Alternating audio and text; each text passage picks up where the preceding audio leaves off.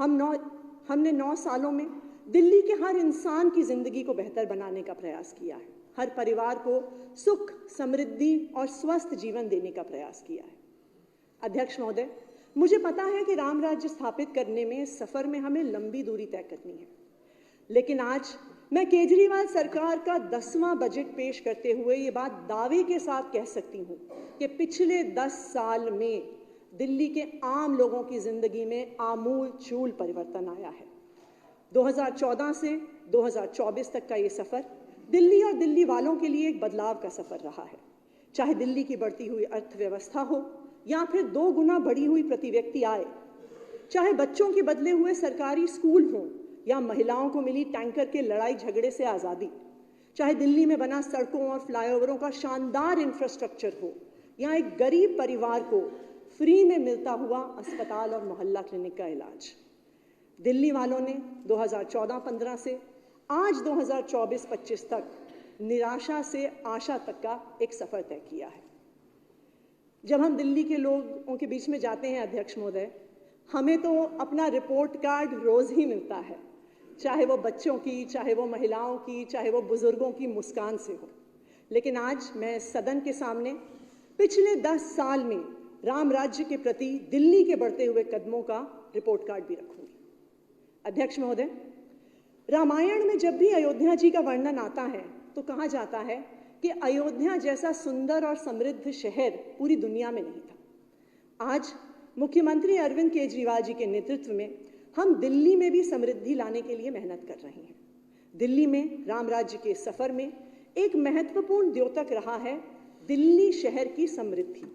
2014-15 में दिल्ली का जीएसडीपी 4,95,000 करोड़ था और आज 10 साल के अंदर अरविंद केजरीवाल जी के नेतृत्व में ये लगभग 2.5 गुना बढ़ गया है और वर्तमान कीमतों पर आज 11,08,000 करोड़ है।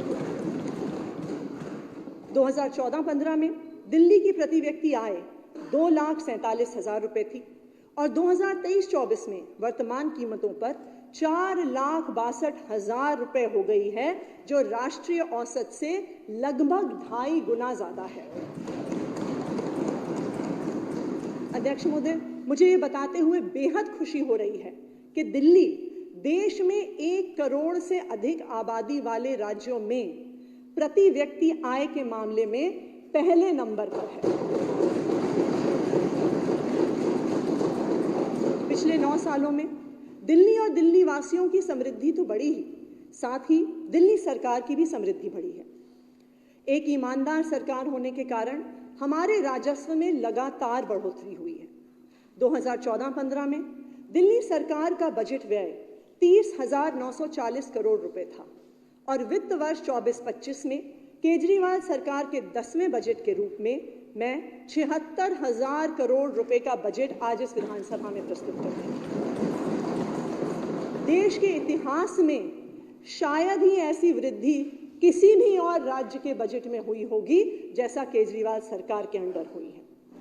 वर्ष 2014-15 में 7,430 करोड़ रुपए के पूंजीगत व्यय, जो एक तरह से किसी भी राज्य के डेवलपमेंट का इंडिकेटर होता है, जो कैपिटल एक्सपेंडिचर, 2014-15 में 7,430 रुपए के पूंजीगत व्यय की तुलना में इस साल पूंजीगत व्यय 15,089 करोड़ रुपए हो गया है, जो 2014-15 के दुगने से भी ज्यादा है। माननीय अध्यक्ष महोदय, ये बढ़ता हुआ बजट दिल्ली की ही समृद्धि का द्योतक है, क्योंकि दिल्ली के 76,000 करोड़ के इस बजट में केंद्र सरकार से केंद्रीय करों में हिस्सेदारी के रूप में हमें 1 पैसा भी नहीं मिलने वाला है। अध्यक्ष महोदय, ऐसा कहते हैं कि राम राज्य में कोई गरीब नहीं था, हर परिवार समृद्ध था। दिल्ली के मुख्यमंत्री अरविंद केजरीवाल जी ये मानते हैं कि गरीबी दूर करने का एक ही रास्ता है और वो है हर बच्चे को अच्छी शिक्षा देना। दिल्ली के लोगों ने 2015 में जब अरविंद केजरीवाल जी को अपना मुख्यमंत्री चुना तो उन्होंने शिक्षा को अपना राजधर्म बनाया और पिछले 9 सालों में अपने प्रयासों से दिल्ली की शिक्षा व्यवस्था में आमूल-चूल परिवर्तन लेकर आए। मुझे याद है, अरविंद केजरीवाल जी के मुख्यमंत्री बनने से पहले दिल्ली के सरकारी स्कूलों का क्या हाल होता था। आप स्कूल के अंदर जाइए तो सबसे पहले टॉयलेट की बदबू आती थी। ऐसे होते थे दिल्ली की सरकारी स्कूल। पीने का पानी नहीं होता था, खिड़कियां टूटी हुई होती थी, लाइटें टूटी हुई होती थी, क्लासरूम में डेस्क नहीं होता था, टीचर नहीं होते थे, ब्लैक बोर्ड नहीं होता था। जर्जर टूटी सीलन खाई दीवारों वाले अंधेरे क्लासरूम में ऐसा लगता था कि मानो बच्चों की शिक्षा ही कहीं गुम हो गई हो। कोई भी व्यक्ति अपने दिल पर पत्थर रखकर मजबूरी में अपने बच्चे को प्राइवेट स्कूल में भेजता था और सोचता था कि काश मेरे पास थोड़े पैसे होते तो मैं अपने बच्चे को सरकारी स्कूल से निकाल के प्राइवेट स्कूल में डाल देता। ऐसा लगता था कि 3 साल के बच्चे की हाथ की लकीर ही उसका भविष्य तय कर देती थी। अगर वो एक अमीर परिवार में पैदा होता और उसके माता पिता एक महंगे प्राइवेट स्कूल की भारी भरकम फीस दे पाते तो उसे अच्छी शिक्षा मिलती, उसके बाद वो अच्छे कॉलेज में एडमिशन लेता और उसके बाद एक अच्छी पैकेज वाली नौकरी पाता। लेकिन अगर कोई गरीब घर में पैदा होता तो उसके माता पिता को उससे मजबूरी में एक टूटे फूटे सरकारी स्कूल में भेजना पड़ता। शायद वो अपनी स्कूली शिक्षा नहीं पूरी कर पाता। अगर पढ़ाई पूरी हो भी जाती तो सरकारी स्कूलों में पढ़ाई का स्तर इतना खराब होने की वजह से उसे अच्छी नौकरी नहीं मिलती थी। उसे कहीं पे मैकेनिक का काम करना पड़ता था, किसी दुकान में एक छोटे से हेल्पर का काम करना पड़ता था, किसी के घर में काम करना पड़ता था।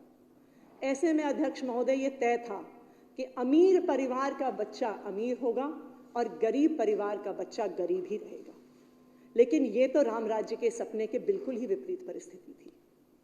लेकिन दिल्ली की इस 10 साल की बदलती हुई तस्वीर में अगर कोई एक सबसे बड़ा बदलाव हुआ है तो वो दिल्ली के सरकारी स्कूलों में हुआ है। केजरीवाल सरकार की शिक्षा क्रांति ने दिल्ली सरकार के स्कूलों का काया पलट कर दिया।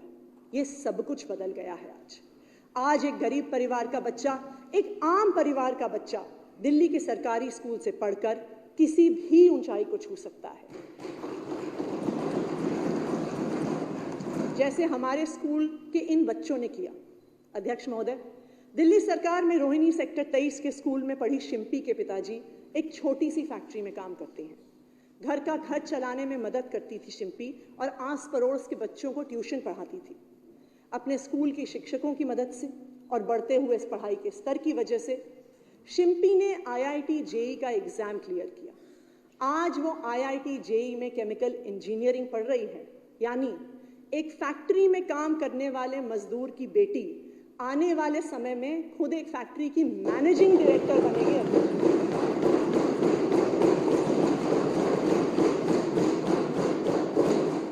दिल्ली के नंद नगरी स्कूल में पढ़ने वाला हिमांशु भी बड़ी मुश्किल परिस्थिति में जी रहा था। जब वो 11वीं में पढ़ता था तो उसके पिताजी की मौत हो गई। अपना घर चलाने के लिए वो स्कूल के बाद मजदूरी भी करता था। सरकारी स्कूल में पढ़ाई का स्तर अच्छा होने से हिमांशु ने नीट का एग्जाम क्लियर किया और आज वो दिल्ली के मौलाना आजाद मेडिकल कॉलेज से MBBS कर रहा है। तो आने वाले समय में एक गरीब परिवार का मजदूरी करने वाला बच्चा दिल्ली शहर का एक नामी और बड़ा डॉक्टर बनेगा। ये है अरविंद केजरीवाल की शिक्षा। अध्यक्ष महोदय, ये किसी चमत्कार से कम नहीं है। आज गरीब परिवार के बच्चे भी ऊंचाइयां छू रहे हैं। अगर मैं शिम्पी और हिमांशु जैसे सभी बच्चों की कहानी बताना शुरू करूं तो मुझे लगता है कि आपको एक विधानसभा का स्पेशल सेशन बुलाना पड़ेगा, क्योंकि